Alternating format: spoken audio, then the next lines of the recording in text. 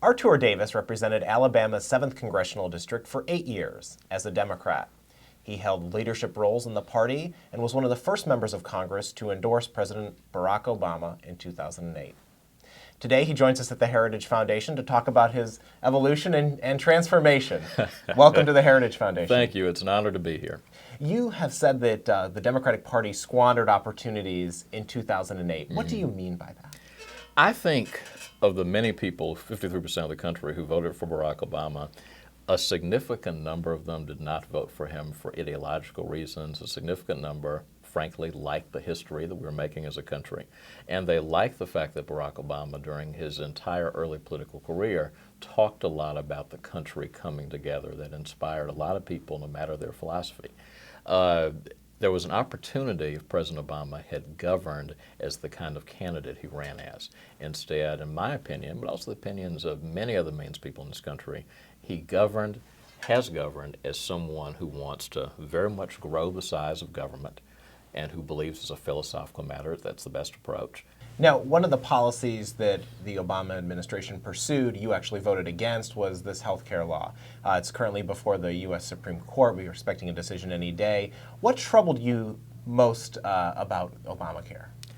Too big, too expensive, too unpredictable, and it goes much further than it needs to. I think that combination of things is what troubled most of the American people. The day the law passed, it was actually more popular than it is now, and it wasn't that popular then. We're learning now that businesses all over the country are feeling pressure to stop providing health insurance. This is in the aftermath of Obamacare. So once again, a plan that was proposed as this will help people who need it but won't affect you has turned out to be something very, very different. Do you support full repeal of Obamacare? I would like to see full repeal of Obamacare because it's too unworkable, and I'd like to see it struck down. And I believe the court will and should strike it down, start over. You've recently become a supporter of voter ID laws. Can you talk about why you believe these are so valuable to our country?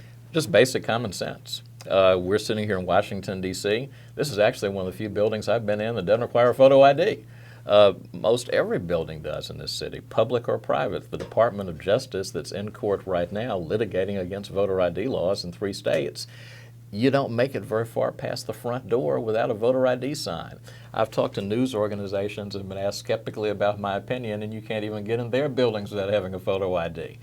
Why not have people prove they're who they say they are when they walk in to vote? Critics, of course, say it disenfranchises some people. Do you believe that that's not true? I represented a predominantly African-American district for 8 years, and Alabama had some form of voter ID law that whole time. I never encountered, in an African-American district, never encountered a single person who said to me, "Oh, Mr. Davis, I went to the polls and they asked me to present some kind of ID, and I was just so intimidated by it, I didn't know what to do, and I turned around and walked out." Holder is pursuing voter ID cases in certain states.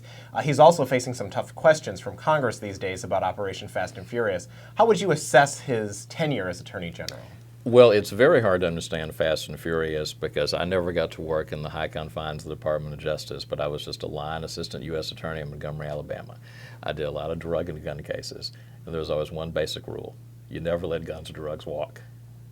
And you never set up, even when you had to do your undercover operations, you never let the bad guys leave with real guns or real drugs. Otherwise, you were contributing to crime yourself. If I got that as a 28, 29-year-old assistant U.S. attorney, and that was a bedrock proposition, I don't see how people much higher up the food chain missed it. Thanks so much for joining us at the Heritage Foundation. Thanks for having me. For the Heritage Foundation, I'm Rob Bluey.